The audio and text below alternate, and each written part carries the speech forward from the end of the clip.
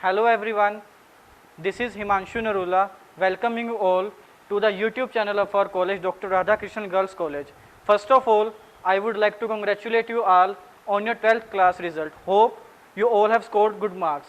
Now let's talk about our subject which is business law. सबसे पहले अपने ये देखते हैं कि लॉ क्यों बनाया जाता है या लॉ का क्या पर्पज़ है। सब्जेक्ट के बारे में तो अपने पढ़ेंगे, सब्जेक्ट के बारे में तो सभी बताते हैं क्या सब्जेक्ट है, क्या चीज़ है, बट सब्जेक्ट क्यों लाया गया, सब्जेक्ट लाने का क्या पर्पज़ था, ये जानना सबसे ज़्यादा इम्पोर्टेंट है। अब आज का टाइम बिजनेस का टाइम है। आप में से भी काफ़ी लोगों के पेरेंट्स बिजनेस करते होंगे। बिजनेस में या बिजनेस करते टाइम अपने को काफ़ी लीगल रिक्वायरमेंट्स का या काफ़ी लीगल चीज़ों के बारे में फेस करना पड़ता है। जैसे किसी के साथ कोई डॉक्यूमेंट साइन करना पड़ता है, किसी को कोई डॉक्यूमेंट देना पड़ता है। तो काफ़ी लोग पढ़े लिखे होते हैं, काफ़ी लोगों को नॉलेज नहीं होती। अब जिसको नॉलेज नहीं होती तो कोई पर्सन उसके साथ फ्रॉड ना कर दे, उसका गलत बेनिफिट ना उठा ले, कोई अनड्यू एडवांटेज ना ले ले, उसके लिए लॉ बनाया जाता है। सेम बिजनेस लॉ जो अपना सब्जेक्ट है वो भी इसीलिए बनाया गया है ताकि जो बिजनेस में कॉन्ट्रैक्ट्स होते हैं, जो अपना सबसे पहला टॉपिक है कॉन्ट्रैक्ट एक्ट, कॉन्ट्रैक्ट क्यों किया जाता है, कैसे किया जाता है, कौन कर सकता है, कैसे कर सकता है, तो ये सारा बात अपने को इंडियन कॉन्ट्रैक्ट एक्ट बताता है जो अपना फर्स्ट टॉपिक है। उसके बाद है सेल्स ऑफ गुड एक्ट जो कि इसी का एक पार्ट है। सेल ऑफ गुड एक्ट में जो भी अपने गुड्स परचेज करते हैं उसके लिए अपने पास क्या क्या राइट्स अवेलेबल हैं, जो सेलर है उसके पास क्या क्या राइट्स अवेलेबल हैं, किसके पास क्या क्या राइट्स हैं, कौन अपने राइट्स को कब यूज़ करेगा, कैसे यूज़ करेगा, ये सारा कुछ सेल ऑफ गुड एक्ट बताता है। उसके बाद है consumer protection act. Consumer protection act जो अपने कंज्यूमर हैं, आज अपने मार्केट जाते हैं, मार्केट से कोई भी चीज़ परचेज करते हैं तो अपने कंज्यूमर है जो अपने क्योंकि अपने उसको कंज्यूम कर रहे हैं तो अपने राइट्स को सेव करने के लिए कंज्यूमर प्रोटेक्शन एक्ट बनाया गया है। अब आप सभी ने शायद टीवी में एक ऐड भी देखी होगी, जागो ग्राहक जागो। जो वो ऐड है वो इसी कंज्यूमर प्रोटेक्शन एक्ट के अंडर बनाई गई है। इसी एक्ट के रूल्स को, उसकी गाइडलाइंस को ध्यान में रखते हुए ही ये एक्ट बनाया गया। उसके बाद है LLP act. LLP act India में 2008 में आया था। LLP act at present India में एक बहुत फेमस कंसेप्ट है। आप सभी ने 12th अकाउंट्स में पार्टनरशिप अकाउंटिंग की होगी। पार्टनरशिप में आपने देखा कि दो पार्टनर या दो से दो पार्टनर होते हैं, पार्टनर आपस में मिलकर बिजनेस स्टार्ट करते हैं, उनकी अकाउंटिंग आपने देखी हुई है, उनका डिसोल्यूशन आपने देखा हुआ है। तो उसमें आपने देखा होगा कि अगर एक पार्टनर इंसॉल्वेंट हो जाता है, अगर एक पार्टनर इंसॉल्वेंट हो जाता है तो उस पार्टनर की जो भी लाइबिलिटीज हैं या जो फर्म के ड्यू हैं वो रिमेनिंग पार्टनर पे करेंगे। बट एलएलपी एक्ट ने इस कंसेप्ट को चेंज किया। एलएलपी एक्ट ने ये कहा कि जितनी एक पार्टनर ने कैपिटल लगाई है उसकी मैक्सिमम लाइबिलिटी उस कैपिटल के अमाउंट तक ही लिमिट रहेगी, उससे ज़्यादा अमाउंट उसको पे नहीं करनी। तो इस वजह से एलएलपी एक्ट आज इंडिया में बहुत फेमस कंसेप्ट है। बहुत सारे लोग आज एलएलपी बना के काम कर रहे हैं, अपना बिजनेस बहुत अच्छे से चला रहे हैं। उसके बाद लास्ट टॉपिक है अपना आईटी एक्ट। अब एलएलपी में, कंज्यूमर प्रोटेक्शन एक्ट में, सेल ऑफ गुड एक्ट में और इंडियन कॉन्ट्रैक्ट एक्ट में टेक्नोलॉजी का यूज़ होगा क्योंकि आज के टाइम में, अब तो वैसे ही कोविड-19 का दौर चल रहा है, तो उस दौर में डिजिटलाइजेशन पे प्रेशर दिया जा रहा है, डिजिटलाइजेशन को बढ़ावा दिया जा रहा है। तो उस डिजिटलाइजेशन के टाइम में जो भी डॉक्यूमेंट्स हैं वो सारे इलेक्ट्रॉनिकली सबमिट हो रहे हैं। जो भी आपने लीगल रिक्वायरमेंट करनी है, कोई भी आपने फॉर्म सबमिट करना है, सब कुछ इलेक्ट्रॉनिकली जा रहा है। तो वो कैसे सबमिट करना है, क्या क्या चीज़ों का यूज़ करना है, वो सारा कुछ अपने को आईटी एक्ट बताता है। अब अपना टॉपिक स्टार्ट करते हैं जो है Indian contract act 1872। Indian contract act शायद आप में से किसी ने पहले पढ़ा भी होगा, 1 सितंबर 1872 को एप्लीकेबल हुआ था। इंडियन कॉन्ट्रैक्ट एक्ट जो है वो 1 सितंबर 1872 को एप्लीकेबल हुआ था। अब सर एप्लीकेबल होने का क्या मतलब है? एप्लीकेबल होने का मतलब है कि 1 सितंबर 1872 से इंडियन कॉन्ट्रैक्ट एक्ट के जो रूल्स हैं वो इन्फोर्स आ गए थे। इन्फोर्स का मतलब है वो लागू हो गए थे। यानी कि 1 सितंबर 1872 को सेंट्रल गवर्नमेंट ने अपने ऑफिशियल गैजेट ऑफ इंडिया में इंडियन कॉन्ट्रैक्ट एक्ट के रूल्स को पब्लिश कर दिया था। अब ऑफिशियल गैजेट क्या होता है? ऑफिशियल गैजेट एक तरह से आप सभी ने जैसे स्कूल में देखा होगा कि आपकी कोई हॉलीडे आ रही है तो स्कूल के जो प्रिंसिपल हैं या जो भी अदर अथॉरिटी है वो एक नोटिस निकालते हैं भी आज या कल आपका हॉलीडे है, तो वो नोटिस आपको स्कूल के लेटर हेड पे एक इन्फॉर्मेशन मिलती है। वैसे ही जब अपनी सेंट्रल गवर्नमेंट ने अपने को कोई इन्फॉर्मेशन देनी होती है, कोई नया एक्ट लेके आना होता है, कोई नया रूल्स लेके आने होते हैं, तो वो अपने ऑफिशियल गैजेट ऑफ इंडिया में पब्लिश करते हैं। तो ऐसे ही जितने भी अपने ये पांचों एक्ट हैं, ये सभी के सभी ऑफिशियल गैजेट ऑफ इंडिया में पब्लिश हुए थे। जैसे इंडियन कॉन्ट्रैक्ट एक्ट, जैसे मैंने अभी आपको बताया, 1 सितंबर 1872 को पब्लिश हुआ था। अब पहले तो ये अप्लाई होता था पूरे इंडिया में, जम्मू एंड कश्मीर को छोड़ के, पर लास्ट ईयर जैसे कि आपने देखा होगा न्यूज़ में, जम्मू एंड कश्मीर का जो सेक्शन 370 था उसको रिवोक कर दिया। तो उसके बाद अब ये एक्ट पूरे इंडिया पे अप्लाई होता है। यानी कि इस एक्ट के रूल्स एंड रेगुलेशंस, आप इंडिया में कहीं भी कोई कॉन्ट्रैक्ट करोगे या इस एक्ट के अंदर कोई भी कॉन्ट्रैक्ट करोगे तो वो पूरे इंडिया पे एप्लीकेबल होगा। अब कोई ये नहीं कह सकता कि मेरे पे तो ये एक्ट अप्लाई नहीं होता या मैं इस एक्ट से फ्री हूँ। अब इस एक्ट के बारे में अपने डिस्कस करते हैं। इस एक्ट में टोटल 276 सेक्शंस हैं, सॉरी 266। इस एक्ट में टोटल 266 सेक्शंस हैं। इन सेक्शंस के बारे में अपने धीरे धीरे करके सारा डिटेल में पढ़ेंगे, क्या क्या टॉपिक्स हैं इसके अंदर, क्या क्या चीज़ें हैं। अब सबसे पहले अपने इस एक्ट के दो बेसिक टर्म्स के बारे में देखते हैं, जो है प्रपोजल और एक्सेप्टेंस। प्रपोजल का मतलब होता है ऑफर करना। जैसे अपने मार्केट जाते हैं, मार्केट में अपने को कोई चीज़ पसंद आती है तो अपने शॉपकीपर से पूछते हैं कि इसका क्या प्राइस है या क्या ये बेचने वाली है। तो मतलब अपनों ने उसको प्रपोजल दिया, ऑफर दिया कि क्या आप ये बेचना चाहते हो, कितने में बेचना चाहते हो, क्या प्राइस है। फिर शॉपकीपर अपने को बताता है कि वो ये बेचेगा या नहीं बेचेगा। अगर वो इसको सेल करेगा, वो अपने को हाँ करता है, तो वो अपनी एक्सेप्टेंस दे रहा है। प्रपोजल आपने दिया, एक पर्सन दूसरे पर्सन को देता है कि मैं ये चीज़ खरीदना चाहता हूँ या आप मेरा ये काम कर दो। सामने वाला पर्सन अगर उस चीज़ पे एग्री होता है तो वो देता है अपनी एक्सेप्टेंस। प्रपोजल और एक्सेप्टेंस जब दोनों मिल जाएंगे अपने को तो ये बन जाएगा एग्रीमेंट।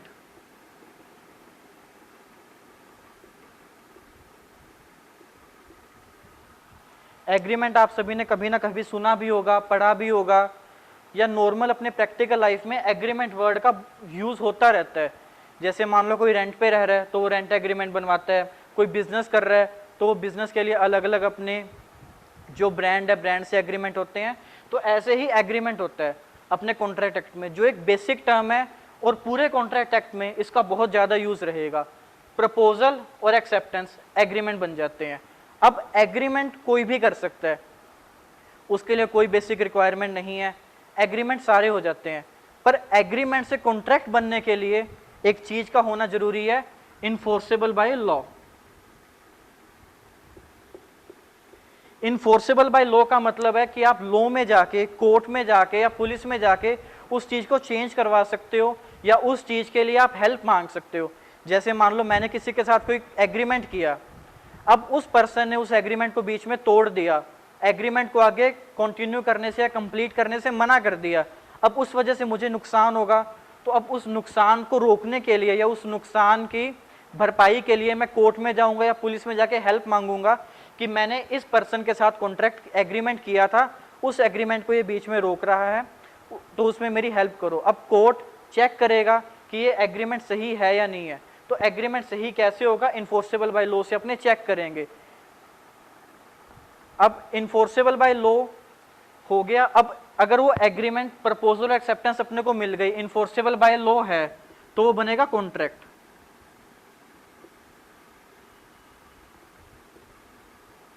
जो अपनी मेन टर्म है, जो अपने एक्ट के नेम में भी यूज हो रहा है, इंडियन कॉन्ट्रैक्ट एक्ट में, अगर प्रपोजल हुआ, एक्सेप्टेंस हुआ, इन्फोर्सेबल बाय लॉ है, तो वो कॉन्ट्रैक्ट बनेगा। अब कॉन्ट्रैक्ट बनने के बाद, कॉन्ट्रैक्ट बनने के लिए कुछ एसेंशियल चीजें होनी जरूरी हैं, जो अपने आगे वाले क्लासेस में डिस्कस करेंगे। सबसे पहले अपने देखते हैं प्रपोजल।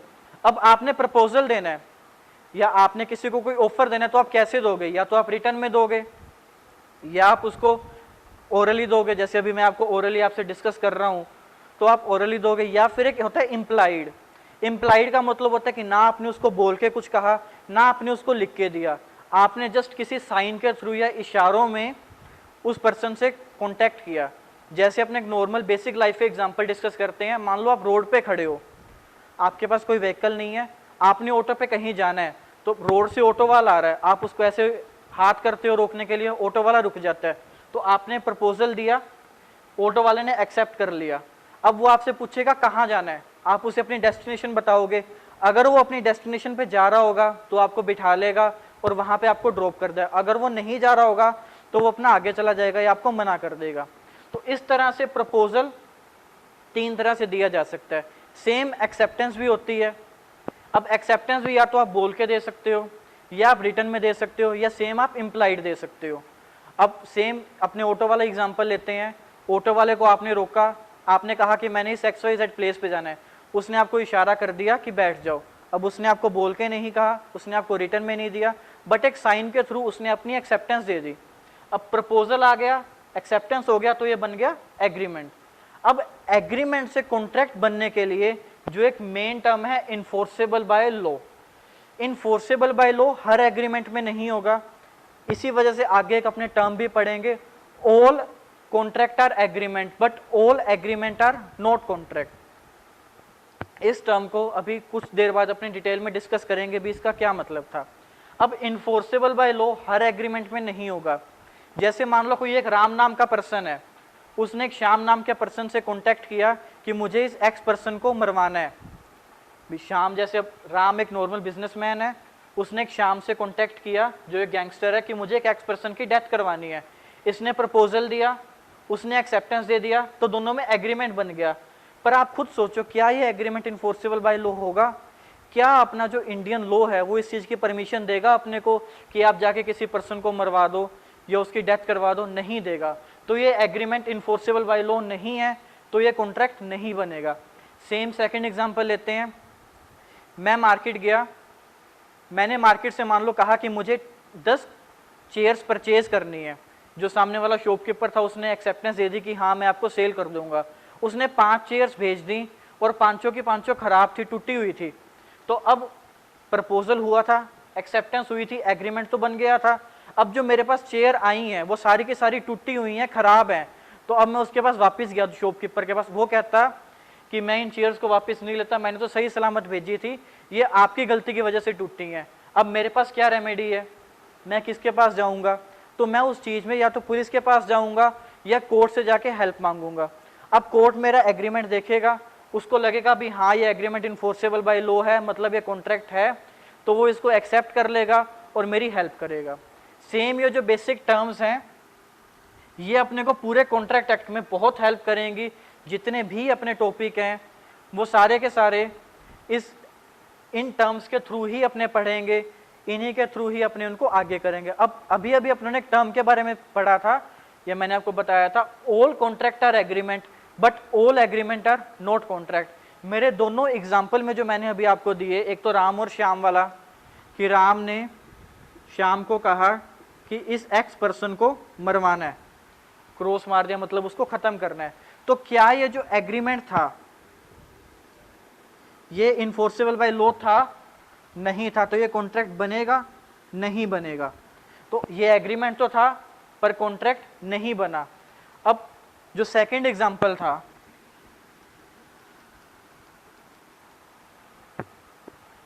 मान लो मैं गया हिमांशु एक शॉपकीपर के पास कि मुझे चेयर्स परचेज करनी है।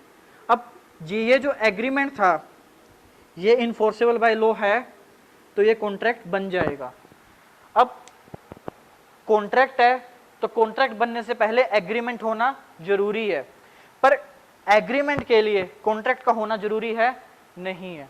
तो इसलिए ये टर्म है all contract are agreement but all agreement are not contract. अब अपने सेक्शंस के बारे में डिस्कस करते हैं। प्रपोजल का सेक्शन है 2A। अब अपने इनको भी देखेंगे कि इनको कैसे बोला जाता है। एग्रीमेंट का है 2C, एक्सेप्टेंस का सॉरी, एग्रीमेंट का है 2E और कॉन्ट्रैक्ट का है 2H। अब इसको बोलने का क्या तरीका होता है?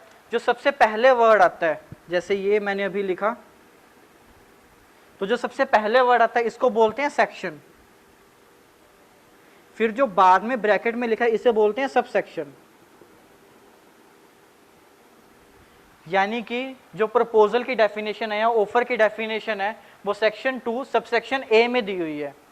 अब इनको सेक्शन कहते हैं, इसको सबसेक्शन कहते हैं, फिर आगे क्लोज, सब क्लोज, वो सारे आगे जैसे जैसे अपने पढ़ेंगे अपनी इन चीज़ों के बारे में, टर्म्स के बारे में डिस्कस करते रहेंगे। अब एक चीज़ आपने देखी होगी, जो भी डेफिनेशन है उन सभी के आगे टू आ रहा है।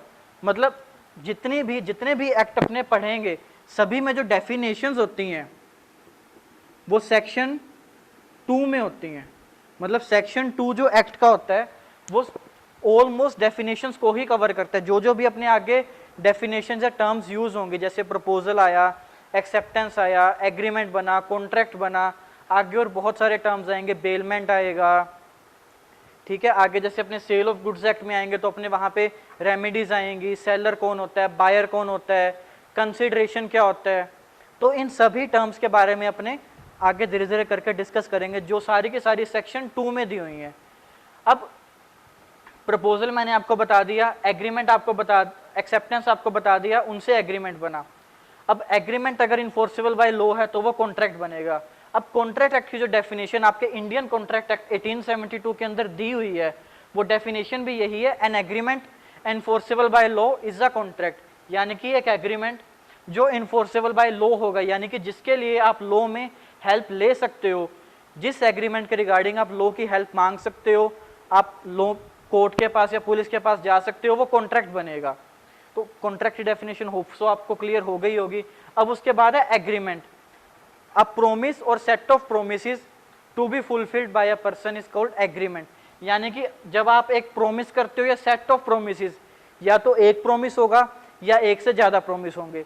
जैसे एक एग्जांपल के थ्रू अपने देखते हैं,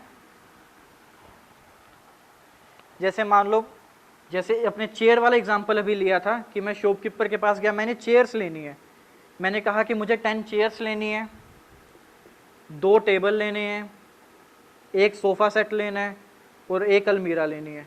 तो अब मैंने उससे इन 4 चीज़ों के लिए प्रॉमिस मांगा कि मुझे आपसे 10 चेयर्स लेनी है, 2 टेबल लेने हैं, एक सोफ़ा लेना है और एक अलमीरा लेनी है। उसने कहा कि मैं ये सारे के सारे आपको प्रोवाइड करवा दूंगा। तो उसने एक तरह से मुझे सेट ऑफ प्रोमिस किया, एक सेट ऑफ प्रोमिस दिया कि मैं ये चारों की चारों चीज़ें फुलफिल कर दूंगा, आपके पास डिलीवर करवा दूंगा, आपको दे दूंगा। अब अपने देखें तो इस पर्सन का काम क्या है, मुझे ये सारा का सारा डिलीवर करवाना।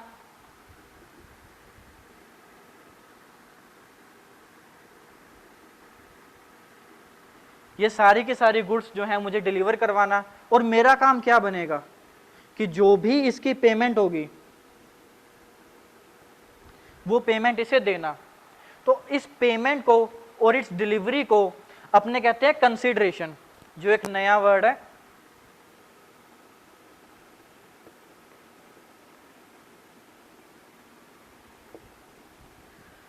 अब कंसीडरेशन का मतलब होता है कि आपको कुछ मिल रहा है उस गुड्स के लिए। जैसे कि अब मैंने पेमेंट दी, मुझे पेमेंट के बदले में क्या मिला, ये सारे गुड्स। अब इस पर्सन ने ये गुड्स दिए, उसके बदले में इसको क्या मिली, पेमेंट। तो मेरे लिए कंसीडरेशन क्या होगा, ये गुड्स जिसकी मुझे डिलीवरी मिली। और इस शॉपकीपर के लिए कंसीडरेशन क्या होगा, जो पेमेंट जो मैंने उस शॉपकीपर को दी। इसी तरह हर एग्रीमेंट में या हर कॉन्ट्रैक्ट में कंसीडरेशन का होना जरूरी है। कुछ एक्सेप्शंस है इसके। एक्सेप्शन का मतलब होता है कि कुछ चीज़ों में ये जो कंसीडरेशन है वो अप्लाई नहीं होता। वो कहाँ नहीं होता, क्या रीज़न है, वो अपने आगे देखेंगे। इस चीज़ को धीरे धीरे जब अपने सिलेबस को करेंगे तो अपने सारी टर्म्स को डिस्कस करेंगे। अब कंसीडरेशन का होना अपने ये मानते हैं अभी प्रेजेंट के लिए कि कॉन्ट्रैक्ट के अंदर ज़रूरी है। अगर आपको कंसीडरेशन नहीं मिलेगा तो वो कॉन्ट्रैक्ट सही नहीं होगा। अब सही नहीं होगा तो एक बेसिक टर्म आ गया। अब लॉ में उसको क्या कहते हैं, लॉ में उसे कहते हैं वैलिड। अगर कॉन्ट्रैक्ट में ये सारी चीज़ें अवेलेबल हैं, एग्रीमेंट था, इन्फोर्सेबल बाय लॉ है, कॉन्ट्रैक्ट बन गया, कंसीडरेशन उसके अंदर है, तो वो वैलिड कॉन्ट्रैक्ट होगा। पर सेम अगर मान लो किसी वजह से वो कॉन्ट्रैक्ट कंप्लीट नहीं हो पाता तो वो बीच में वॉइड हो जाएगा।